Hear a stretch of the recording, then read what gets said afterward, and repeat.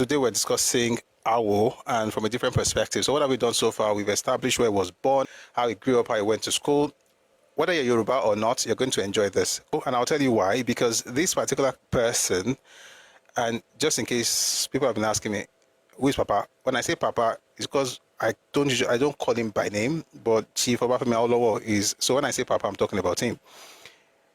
Is the most, as far as I am concerned, and also from history and not just from my opinion, also from opinions of many thought leaders. As when you talk about political philosophies on the continent of Africa, I will tell you, he's one of the top three, and he's not number two, and he's not number three.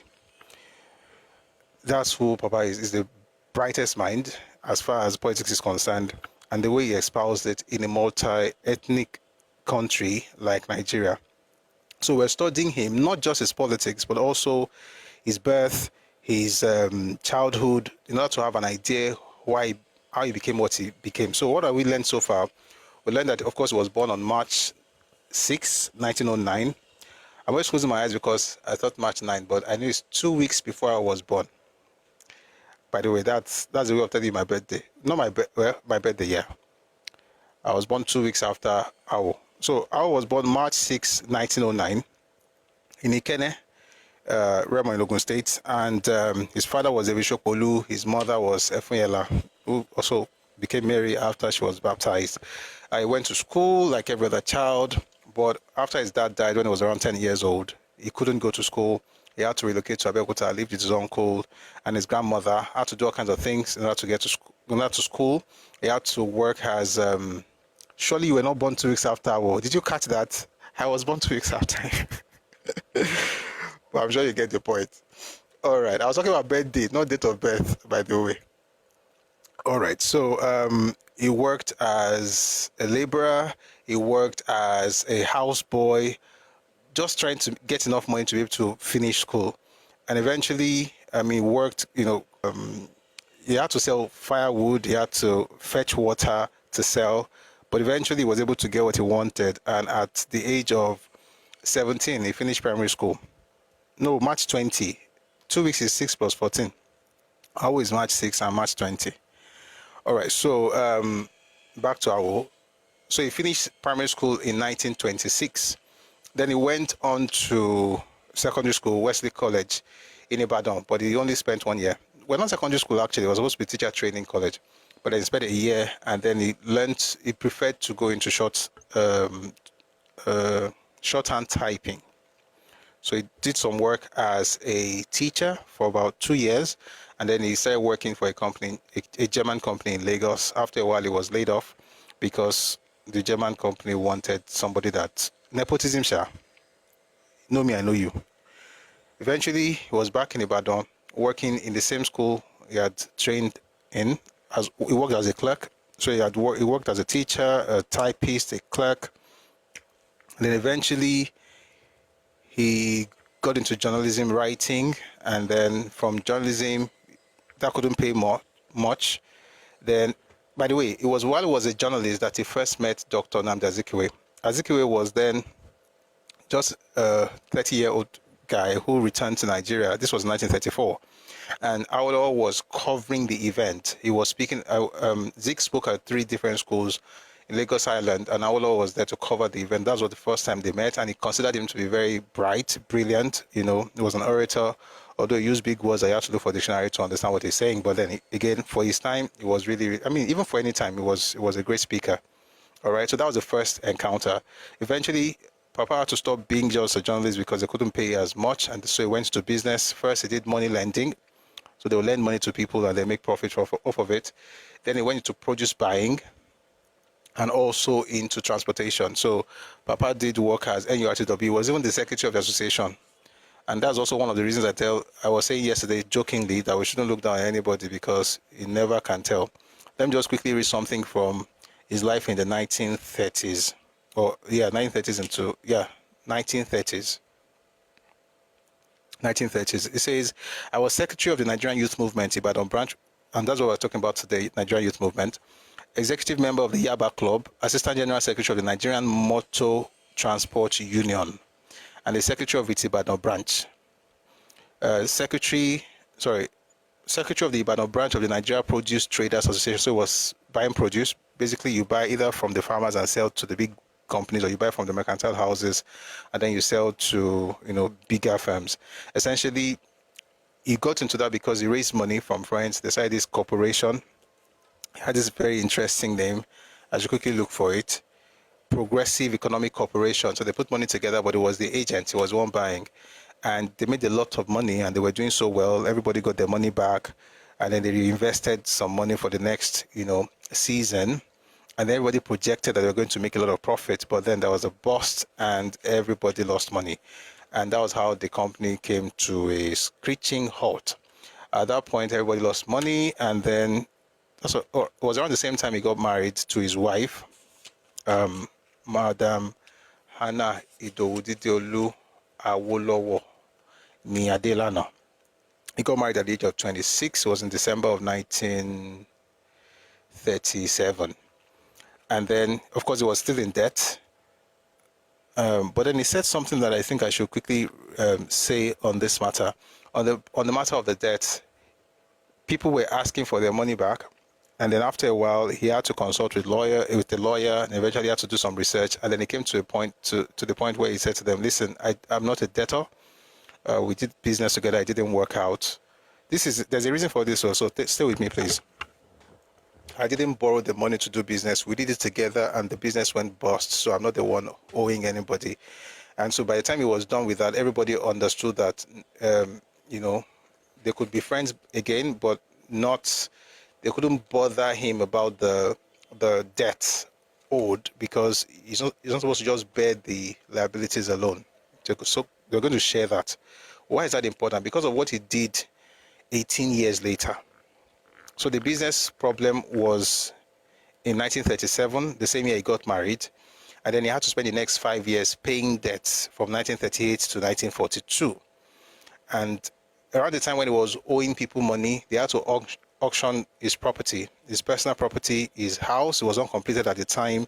His car was sold for £25. His building was sold for £40, but he was able to buy it later after 2 years for £47 10 pence.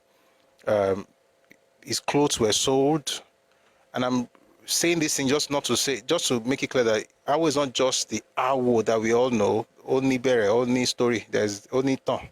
All right, he's a person who had to go through all of that, the indignities of watching your property sold, just so the bailiff could get the money back and pay your creditors. That's the kind of thing he had to go through at a particular point in life. And that also tells us that no matter what you're going through in life, it doesn't mean that this is the end.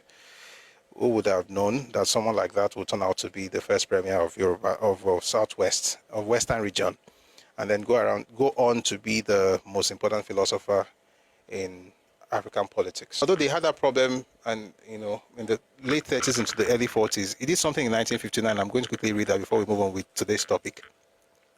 It says, one day in July 1959, 18 years. I'll take that again. One day in July 1959, 18 years after I had written the letter, extras from which were quoted immediately above, I came across the papers and accounts connected with this venture. At the sight of them, I was seized with an overpowering urge to pay to each of the members, friends and non-friends alike, what he had contributed to the business. There was neither legal obligation nor moral compulsion upon me to do so, but I yielded to the impulse. Accordingly, I directed that money orders be sent to each, with an accompanying complimentary slip in the following terms. With the compliments of Chief the Honorable Obafemi Awolowo, P.O. Box 136, Ibadan.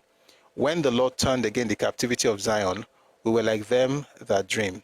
Psalm 126, verse 1. So he sent everybody's money back to them in 1959. And we read yesterday how many of them, wrote back to him saying they didn't expect him to send the money, talking about how honorable he was and being grateful for that gesture.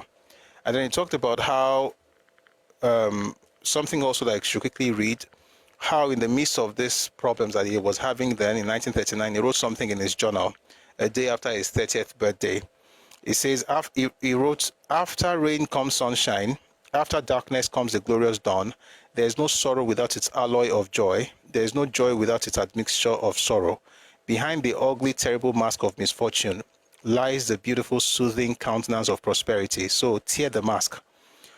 But I had to work patiently and dauntlessly for 8 good years before I was able to behold the beautiful, soothing countenance behind the mask. And then yesterday we also talked about how he said to go for himself in 1943. 1 second. No, in 1942, beginning of March 1943. No. Let me read slowly. By the end of 1942, he was completely debt-free. And in 1943, on his birthday, he set a goal for himself, a 5-year plan.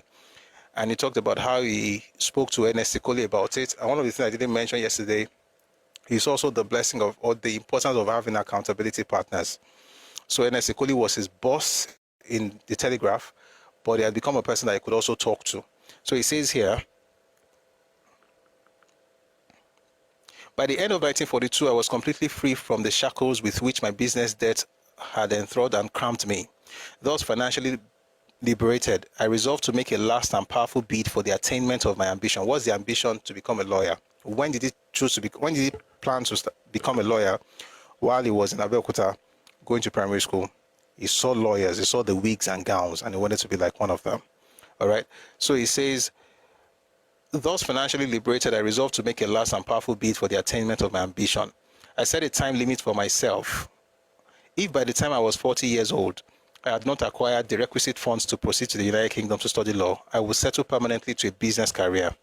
That was my grand strategy. And the tactics I adopted was to launch a 5-year plan for myself, beginning with 6 March 1943, my 34th birthday. Only 2 persons knew of my plan, my wife and my great friend, Mr. Ernest Ikoli. And he said he talked to him about it because he gave him his plan that he was going to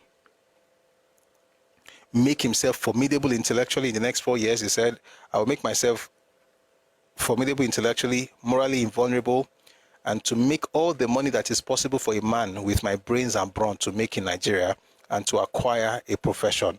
After getting this profession, I added, and as it turned out prophetically, I should like to make more money. That may take another 5 years. Then I shall start a new offensive. I accomplished my first 5-year plan 1 year ahead of schedule, for I was called to the bar in November 1946. My next 5-year plan was fulfilled exactly within schedule. In 1951, I launched a new offensive by the public inauguration of the Action Group. One of the things I respect about this man is that he would write a plan. In some cases, like you will find in some of his other books, if you read some of his books, you find his excerpts from his diary where he has this affirmation. He would have affirmations about a particular matter, affirmation on this thing, affirmation on that. Even when it came to politics and elections, he also had affirmations. Not affirmations where you write things down, you just declare it over and over and over and over again. So he had all these affirmations that he used to work with. And for me, I think that's one of the most powerful thing about him, that he would have a plan and then he would affirm it and then he would say it himself until he saw it through. And then he said that at 34, he sat down and said, you know what, it's going to cost me about £1,400 to be able to get this done. So he did something. He said to himself, if he had to work to make money, that would take some time, maybe another 5 years. But the next best thing to do was to get someone to loan him the money. And so he reached out to a person. We talked about him. In this book, he did not mention the person's name. And he said he did that out of respect. And to be honest, the person eventually turned out to be one of the people who benefited from what Papa became much later. But he wrote to the person to lend him £1,400. He was a very rich man at the time. And for many years, up until the time he died. If you read the book, it's in this book as well. But if you also read, there's a book of his about him, by Odugua. The book is Chief Awolowo, the Political Moses. Chief Obafemi Awolowo, the Political Moses. I was shaking when I was reading the parts, that was called out of his diary. I just felt like it was such an honor. But you can also gain access to that. So just get the book, you'll find it there. All right. So he reached out to Chief Odutola to help him raise $1,400. And he set the term for 12 years. Interest-free for 12 years. And the letter was actually quite interesting. If you were not here yesterday, please watch the video that we had yesterday. You get all the details. that he put in there. He mentioned the name, for instance, J. Henry Doherty, who used to help a lot of young people back in the day with scholarships. And at the time, that man had already passed. So he was trying to raise funds anyhow. And then he expected this man to loan him the money, lend him the money, no interest for 12 years. He says, so he sent the letter. He sent the letter. And the letter, to be honest, if you read that letter, if you loan him that money after reading that letter, that means that you must have faith in this person. So he wrote the letter in 1943, promising that by 1955 he would have finished paying the loan. He sent the letter. 6 weeks after, no reply. He traveled in person, went to meet the man, and he did not get what he wanted. And so from that point, I'll read here, from that moment I resolved to fight for the next 5 years, if need be, unaided, the long-drawn battle for raising funds to acquire a profession. And then he got an idea and started working on it. So what happened eventually was that in 1943, towards the end of 1943, he was awarded a contract to supply the army units based in Lagos, Ibadan, Kaduna, and Abeokuta with yams and yam flour. And I remember saying something yesterday. A lot of us are educated, we are clean, we speak English. The thing we could bring money, if it be yekbe, if it be dirty, we could bring money. So this person who had worked, of course, had a rough beginning, but eventually had cleaned up, went to school, worked as a clerk, as a typist, a journalist. Suddenly, you have to be selling a lubo. As a matter of fact, I even worked with transportation companies. So, NURCW, about really, Yoruba suppose it's Isale or leg me. So, don't look away from opportunities. Whatever God wants to use to bless you, let Him use it. So, for him, it was yam and yam flour. So, he supplied the army units with those things, and then he made some money. He borrowed money from his other friends, and he was able to eventually travel to the UK. He also mentioned in this book, in this chapter, how his wife was a rock for him, how she supported him at every turn, and the money she had with him was what he had the assurance that she would be able to take care of the home trading. And I said yesterday that Mama HID was a major trader in Ibadan. There's a market in Ibadan called Agbeni. It's very close to Ogunpa. The same road. By the way, that's also where you have Lebanon Street. I grew up knowing Lebanon Street in Ibadan. Lebanon after the Lebanese who were living in Yoruba land. So we have streets named after foreign people, if they have sense. But we don't have streets named after local people, if they don't have sense. That's by the way. Anyway, Mama was a trader, was a businesswoman. She made a lot of money, and throughout the time that Papa was in the UK, she did not. Let me read it. My wife, who was expecting a child, assured me that with a small capital in her hands, she would keep the home front contented and happy by trading. It is, I think, pertinent that I should at this juncture say a word or two about my wife and what she has meant to me throughout all the changing fortunes of my life. Since I married her on 26 December 1937, my wife, Hannah Idowudidiolu Awolowo ni Adelano, has been to me a jewel of inestimable value. She is an ideal wife, and I am sure she too regards me as an ideal husband. And we talked about this. He also mentioned how Mama's grandmother herself was a businesswoman, a successful trader, and also Mama's mother was a trader as well. And that also made us discuss yesterday the idea that in Yoruba land, the concept of traditional marriage or traditional wife, traditional husband is not the same thing as what we now hear from young people on social media. You hear people saying things like, if you're a traditional man, you should be a traditional man. And when you ask them, what does it mean? When they tell you the concept of traditional man or woman or husband or wife is literally American. And it's quite sad, because if you are deciding what tradition is in your space based on what you saw in a movie or another person's culture, then it means you are lost. The truth of the matter is that Yoruba women, sincerely, with all due respect to foreign women, American, European, Yoruba women are way ahead. And I don't like to compare, but history tells us they are. So, for instance, whilst Yoruba women could be in the palaces of the king as members of the cabinet, and in some cases even become kings. In many cases became regents. Sorry, I have to change the audio source, please. 1 second, please. All right. So I was saying that the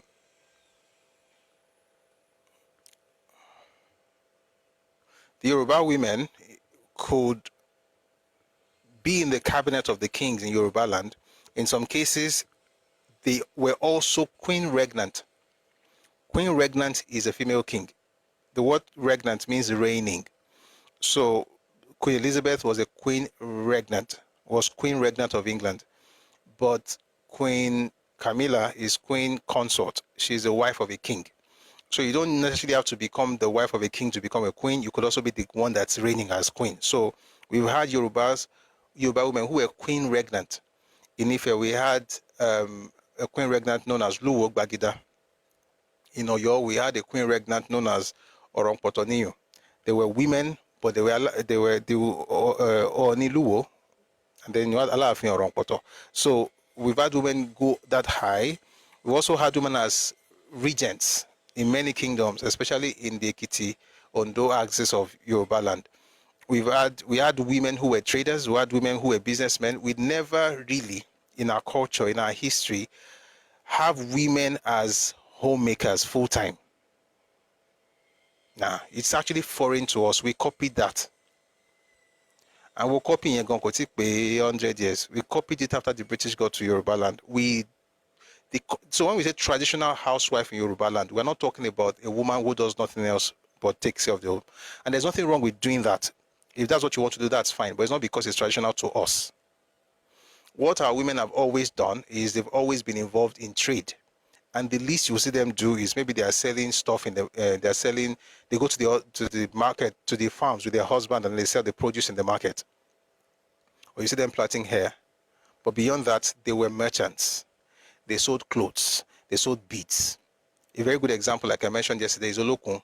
You think of her now, you think of the goddess, but she was a woman, a businesswoman, a fantastically rich businesswoman, Olokun. And she traded in beads, shegi, inyo. And she lived in the 11th century AD. She was very rich back then. So this is not like it's just yesterday. When you hear the concept of Alajakpa in Yoruba land, it's both men and women traveling long distances to sell. And you have even recent example. We're not so recent. Let me give you so you have the very Olokun, that was 1,000 years ago. You have about 200-300 years ago, you have people like Tinubu, Madam Tinubu, Efunroye Tinubu. You have people like Funshetan Aniwura in Ibadan. You have these women who dominated the market space, right? Funshetan, for instance, had over 2,000 slaves because she had big farms. She was a woman. And some of them were married. Efunroye was married a number of times. Some of them were married, some of them were unmarried, but it wasn't about, oh, I just have children. And if you come to recent times, you have loads and loads of them. You have them in agriculture, you have them in banking, you have them in business, you have them in oil and gas, like the person somebody wrote. But before that, let me even mention the one before this set. The one before this set is the ones who worked with people like Abat Macaulay. The leader of the market women in Lagos in Abat Macaulay's days was Alimotu Pelewura. As a matter of fact, the Market Association was part of what formed the NCNC, which explains why NCNC won the 5 seats in Lagos in the 1951 elections. NCNC was a collection of different groups. And one of the major groups in that coalition was the Lagos Market Women's Association. And Abat Macaulay and Pelewura had been working on different things before NCNC came to be. They had done different things. They've done some protests. They've done some stuff with the British colonial government before NCNC was even birthed. So people like Alimotu Pelewura, interestingly, she was also the predecessor of the president's mother, Madam Abibatu Mogaji, who, by the way, was a supporter of Awo. You have people like the same era. You have people like Olufumilaya Ransom Kuti. These were women who could get kings deposed. Meanwhile, in Europe, women were not even allowed to vote. So I tell Yoruba women that this comparison you're doing we can learn from anybody. Of course, there's so much to learn from Europe. There's so much to learn from America, but don't shortchange yourself by thinking that you are here, they are here. At the best, you can learn as equals. You can be equals. Okay, I want to learn from you, but not that there's something so special and we don't know anything. No, we are from generations of rich people, and that's also why when people say things about, oh, if you're married, if I'm making money, I'm the woman, I'm making money, I'm not independent. I'm like, were you poor in your family? Because if you are not poor, the idea of women making money should not trip you so much. My own family, my grandmother, my grandmothers on both sides were traders. My mother made her own money. We are Yoruba people. A man can build his own house. The woman will build her own house. The fact that you're doing that does not mean that you're no longer the wife. All right. It doesn't now mean, oh, you have money. And by the way, all this money that we always shout, when you think about it, how much is the whole thing? How much is it? And of course, on the men's side, we also have men who are threatened by the success of women. Again, these are very weak, lily-livered men raised in the last couple of decades who just get triggered by women making more money. If a woman makes more money and you have a good home, she's going to take care of your children and your home with that money. And she knows you're not lazy. Right? And then you're doing you shouldn't be threatened by a stock trader in Agbeni. And when they got married, he was a trader as well. So he was a businessman as well, not just where he was trading, was doing different kind of businesses. But she was a trader. And then they moved from there, and then she became the wife of the premier of the region. But between when they got married and when she became the wife of the premier, there were years where she had to handle things at home. I was watching an interview of Dr. Tokumbo Awolowo, and she was talking about how for many years, even after Papa went to UK and came back, for many years, Mama was richer. And she gave an example when she wanted to buy a car. She was in the UK, she was studying medicine. She went to buy a car, and Papa wasn't ready for that, but Mama bought it for her.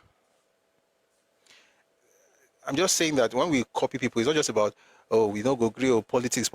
There's a reason they do politics the way they do it. In this man's case, there's a reason Papa did politics the way he did. It had something to do with who he was, and maybe we can learn some things from him, a family stuff from him. I'm not saying no two marriages are alike, okay? But there are lessons we can pick from different people. And as Yoruba women especially, you are heads and shoulders above many of these people. You had deities. And let me spend some time on this thing, please. Please oblige me, please. Our goddesses in Yoruba land, I just want to say this. Our goddesses were our hero. I don't know, sometimes it sounds like heroine or heroine, but you get the point. Female heroes were those who we call our goddesses, and our gods were male heroes. I was having a conversation with my children some days ago, and we're trying to understand the difference between. So they were talking about idols and deities, and we're trying to understand the difference between deities and heroes. In Ifa, the concept of deity in Ifa is that it is the heroes that become deities. That's what Ifa teaches.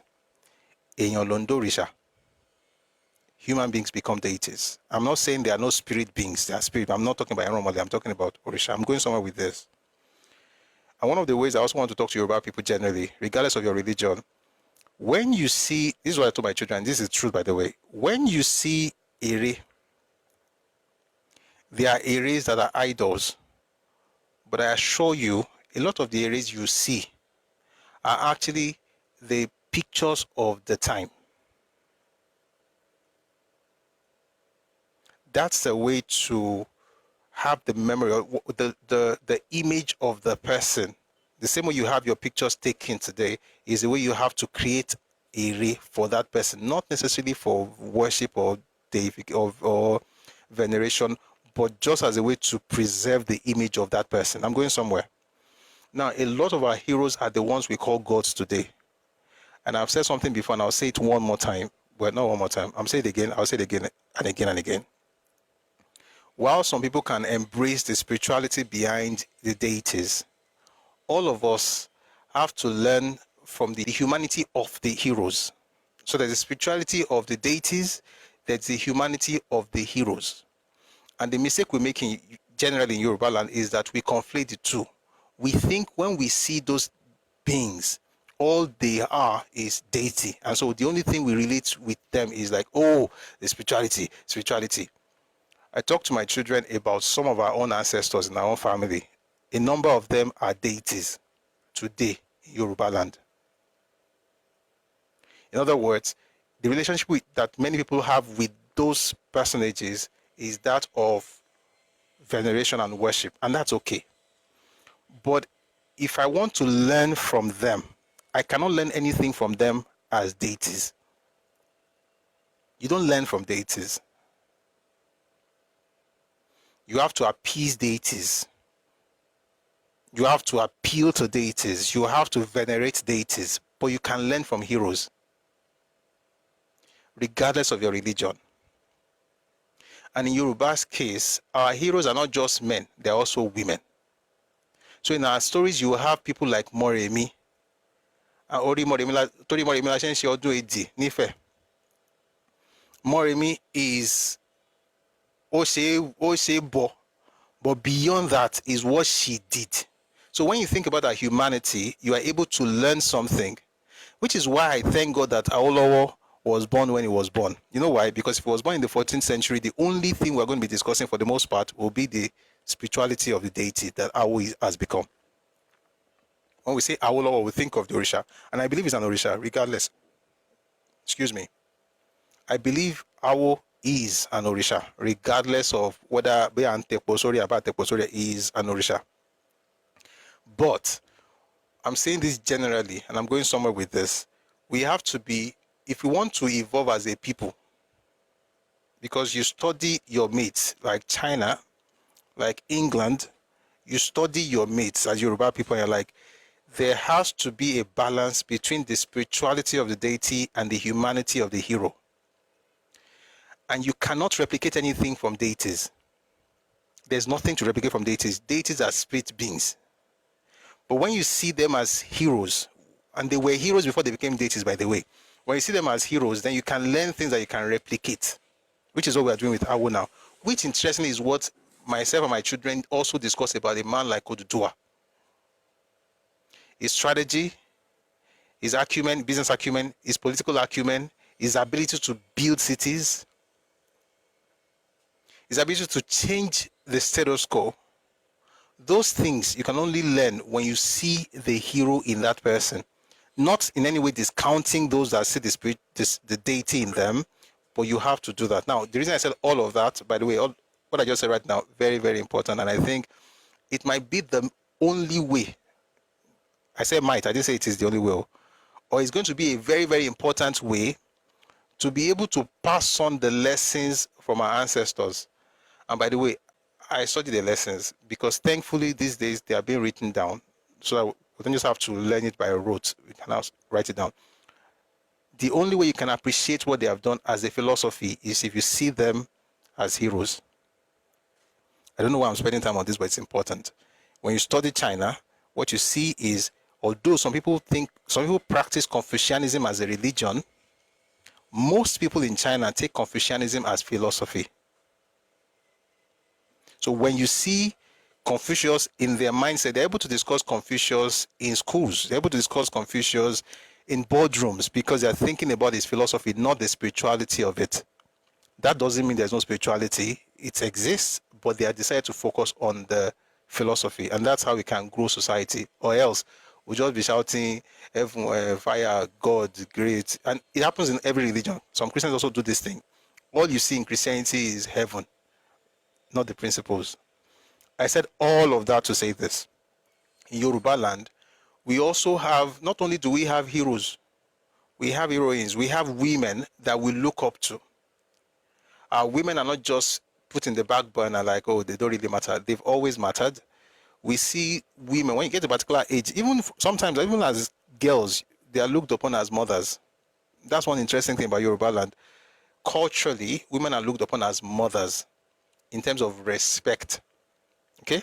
I said all of that again to say that for Yoruba women, you have a long history, whether it's in politics, whether it's in politics, in business, in tech, in fashion.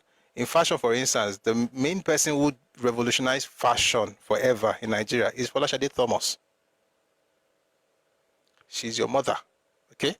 You know, you have people like Ibukwan Woshika, the chairman of Chess Center, who was the former chairman of First Bank. You have Alakija, you have women, you have every sector you look around there. I mean, there are men as well, but we're talking about etched Awolowo. So there are women and they're doing well, and many of them are keeping home. So don't get carried away with this whole thing of traditional men, traditional women. And what they're talking about is what happens in America. The one that's happening in America is their own tradition. In our own space, this is how we do our things.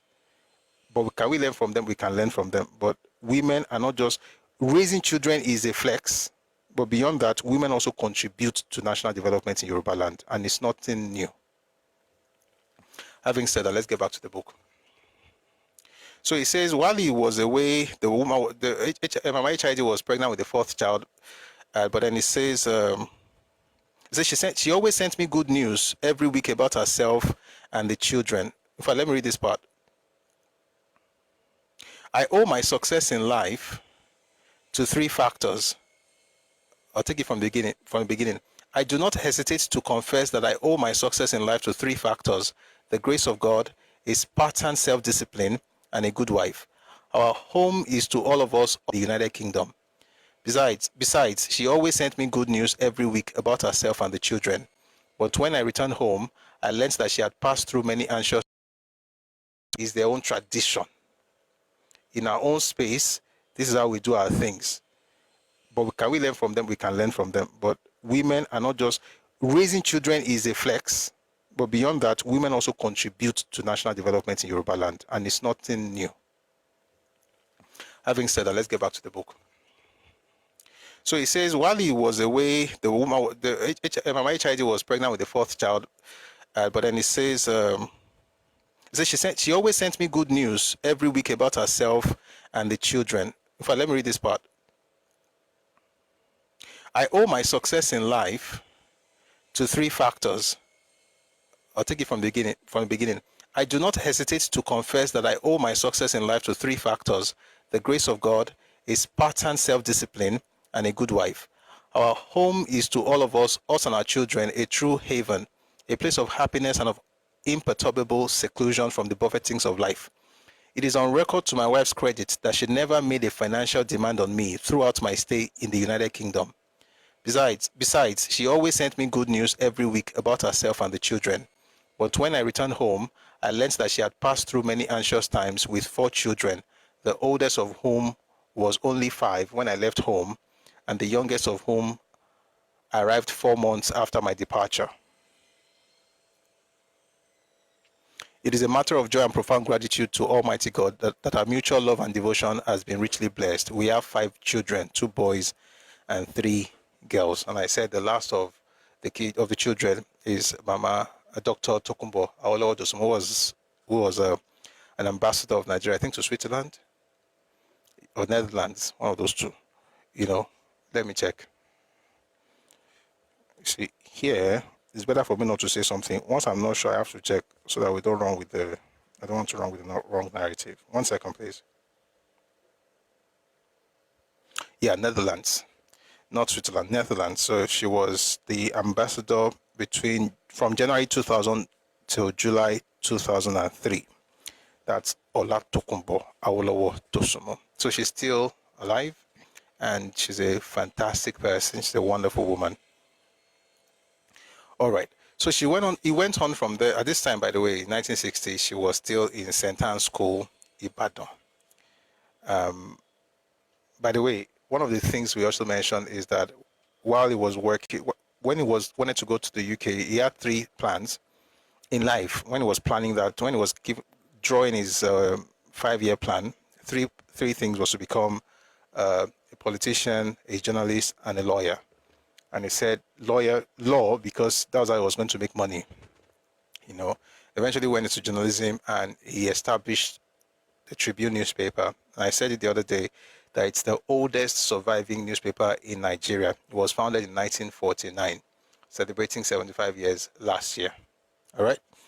All right, moving very quickly. So he went to the UK, made money, was called to a bar in 1946, November 18. Returned to Nigeria. He says, at the bar, I had a lucrative practice. My average annual net income for the period of 1947 to 1951, both years inclusive, was £4,300. That's a lot of money for somebody who was making about £25 per month. So we talked about the cases he had. We talked about all of this yesterday, the cases he won, and his work as a lawyer. Now to today's chapter.